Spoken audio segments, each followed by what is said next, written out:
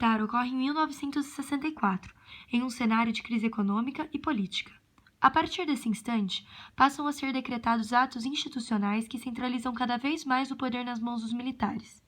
A ditadura se torna ainda mais severa com o quinto ato institucional, que dava ao governo a autoridade para punir de forma violenta as pessoas que fossem contrárias ao regime.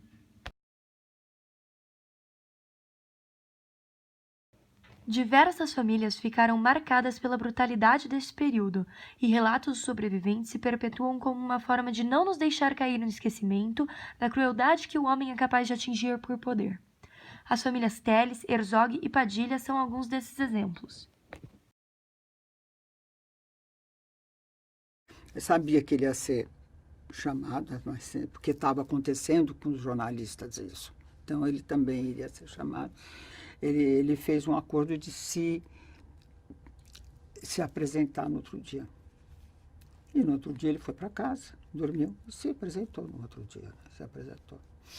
E aí, logo à tarde, eu comecei a ouvir telefonemas, se ele estava em casa, não estava, não sei o quê. Eu comecei a ficar preocupada com isso. Eu falei, não, mas ele foi para lá, ele está lá, daqui a pouco volta, não sei o quê. E aí, de repente, bate na porta um monte de homens bem arrumados. Era o presidente onde ele trabalhava, a gente, tudo vestido daqueles. Eu saí berrando, mataram o lado, mataram na hora, eu percebi. O que aquela gente veio? Quase meia-noite, ou mais até, bater na porta. Eu saí berrando, mataram o lado. Fui levada para o DOI-CODE, que era o maior centro de tortura do país. Aí eu fui assistir, e fui obrigada a assistir minha mãe sendo torturada.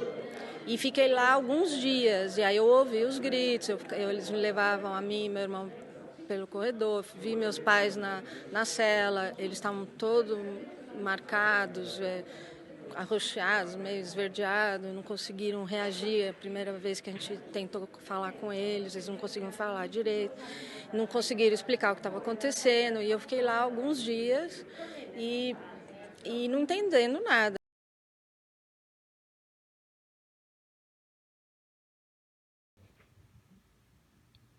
A tortura era um dos principais métodos utilizados como forma de repressão aos que eram contrários ao governo. As mais conhecidas são pau de arara, cadeira de choque, afogamento e cadeira do dragão. Eu tinha sido torturada a noite toda, nua, e eu estava urinada, com vômito, já tinha levado choque no ânus, vagina, nos seios, no umbigo, nos ouvidos, dentro da boca. Então, meus filhos ficaram numa casa da repressão, que eu até hoje não descobri qual é a casa. Num determinado momento, eles encaminharam meus filhos para a casa de um delegado que era conhecido. E a delegado, ele continuou num processo de tortura com meus filhos, porque a tortura não é só física, é a tortura psicológica. Essa eu tenho certeza que meus filhos passaram muito. Meu filho retrocedeu, virou bebê. E minha filha amadureceu demais, não viveu a infância. E isso afeta ela até hoje. Foi uma coisa terrível. Os dois tiveram que fazer tratamento durante muito tempo.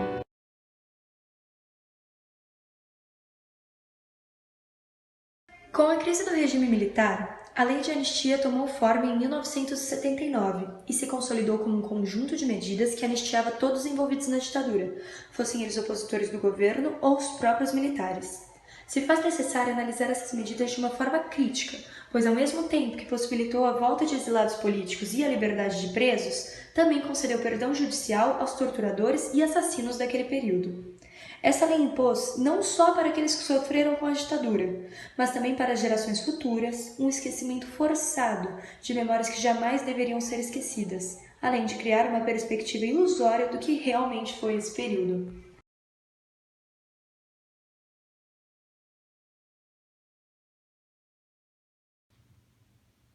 É possível notar os reflexos da ditadura na vida das pessoas retratadas por este documentário a partir da análise das ações destes na sociedade atual. Edson Telles dedica parte da sua vida à militância e também aos estudos relacionados às memórias políticas, com o intuito de dar ênfase a questões delicadas, como a ditadura militar no Brasil, mostrado em seu livro O que Resta da Ditadura, a Exceção Brasileira.